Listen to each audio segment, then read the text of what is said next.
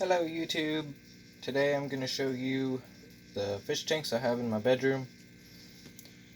This is the only one that's actually in the bedroom, and the rest are in my walk-in closet. Me and my girlfriend share this room, and most of these are her fish tanks. But this one here is mine, and these are the koi tuxedo males that we have in here, with the Lima Vivitatas that I just got from a club auction, and somewhere in here are a Chromis species of cichlid. They are very small, and they're just here to grow out until I get a tank set up for them permanently. But I think they'll do fine in a densely planted tank like this. There's also some shrimps in here, just cold cherries from my girlfriend's tank. There is no CO2 running, only a sponge filter. Most of these plants are Ludwigias, Rotalas, Bacopas. I believe that is Pogostemon erectus that I have been trimming and just trying to get it really dense. And it's getting there. That is a Rotala. That is also a Rotala. Some dwarf hairgrass and crypts spread out in here. Some of them melted back because they were tissue cultures. There's AR in here, and that melted. Thought I would try it. Bucephalandra brownie purple. That seems to be kicking and still growing. But that's pretty much this tank. I baby it. I do weekly water changes. I do dosing twice a week of all-in-one and iron. I keep the tank around 72. And it's been set up for around 3-4 months. So we'll get on to the next fishes with American flag, keeping everything out. But I'll give you a quick overview of the messy room, and then I will turn some of these lights off for the glare. So in here are grow-outs of the koi tuxedo guppies. Let's see if we can get them to come forward. Let me turn this purple light off that I have for the pothos. There you go, that's better. Yeah, we have tons of these just growing out, and they've even produced albinos, and we're gonna keep those in a separate tank and see if we can make an albino koi tuxedo gene or line. There's also wild type swordtails that I got from the auction from the Greater Portland Aquarium Society. There's a banana plant and tons of bristlenose plecos growing out in here as well. Only the father is in here because the mother and father in here is just too much of a bio load for long term.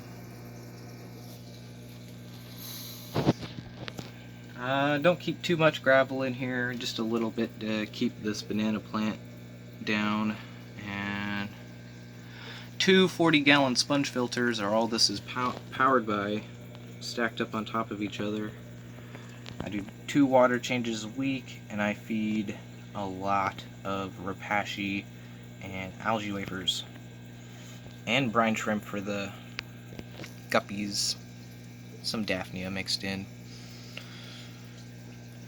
But yeah, my girlfriend started out with just 2 of these guppies, and now we've been breeding them for over a year, and we sell them to the local fish stores, we sell them to other hobbyists, just whoever wants them.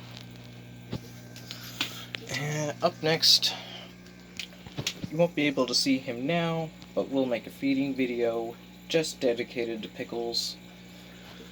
He is in there. There are 2 Anubis plants in here from Petco in those little fake tissue cultures. So I figured they would do well for Pickles' cage.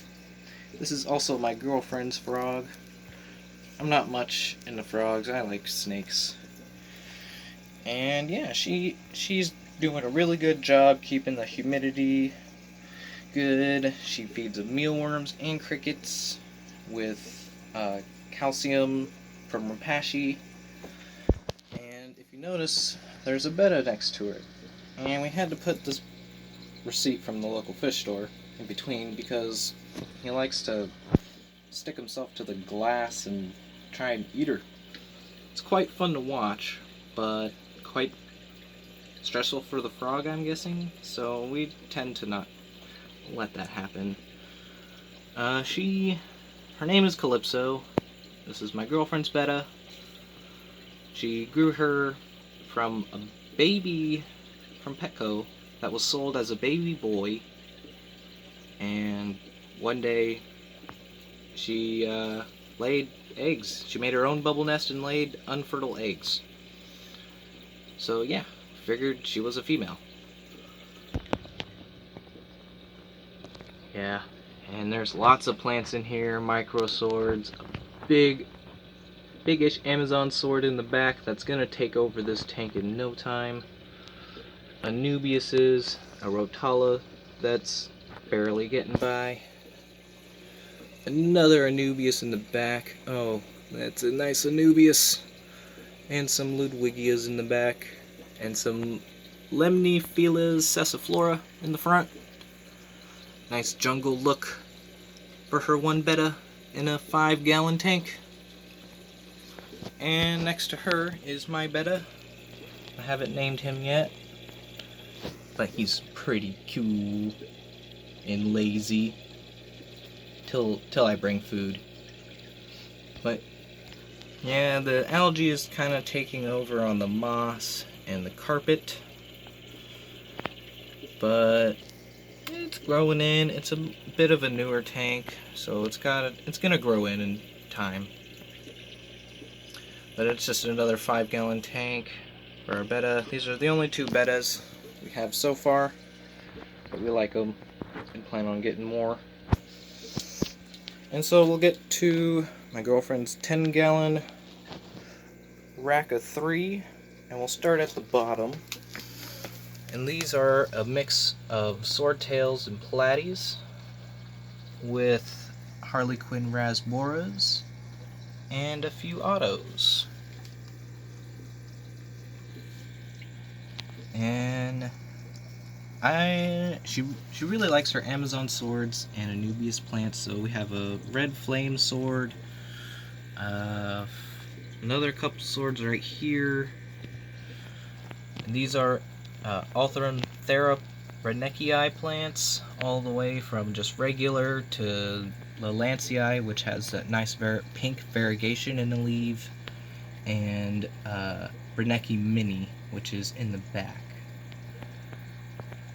Also, tons of Ludwigia. This needle leaf type is Arcuata. I believe this is Repens.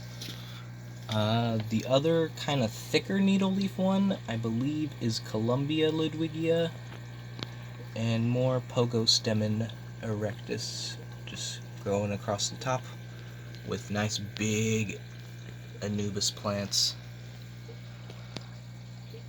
Yeah. This is one of the platies that has a growth on him. Not really sure what to do with him, but he's living his days in here. This is a beautiful platy. I really like the color of these pink plants. I can't get these to grow, but my girlfriend, oh my god, she's like a green thumb plant wizard. I don't know what she's doing. And then up here we have the female koi tuxedo guppies with the breeder males. They're very fired up. There's a lot of cover in this tank, so it's quite dark. So usually we let the females drop their fry in here, and then once we notice the fry are in here in all this vegetation, we'll take them out and drip acclimate them into a breeder box, let them grow in the breeder box, and then put them in the 20-gallon to grow out and sell to the stores and other hobbyists.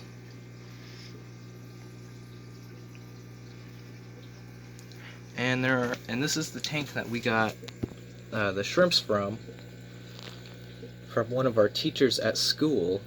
Had too many shrimps, and she asked us if we wanted them. So yeah, we got some free shrimps from our teacher, and that's pretty cool. Oh, there's a little fry.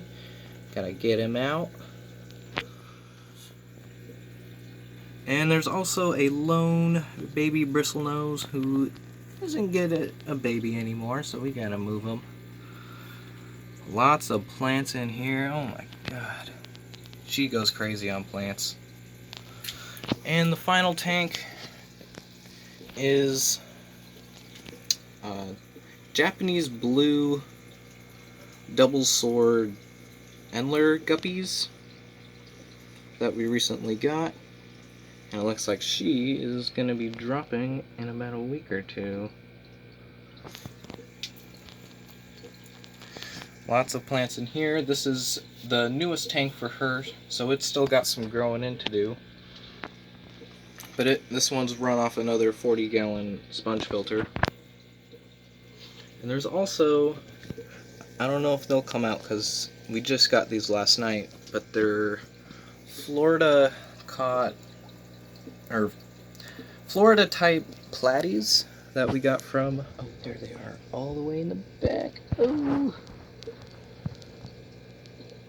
Yeah, they're just like a wild type platy from Florida. They're pretty cool.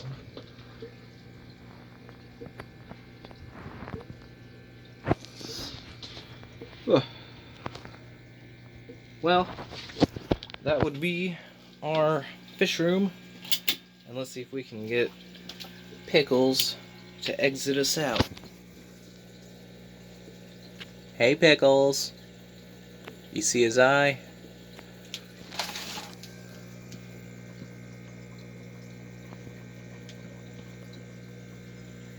Oh, the glare is gonna be messing with us.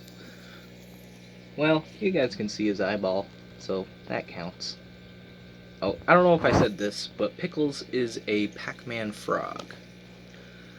But that's gonna be this video. It's already going on long enough. I'm rambling. So y'all have a good one, and we have 3 more tanks to show you, and then it's just updates from here on out.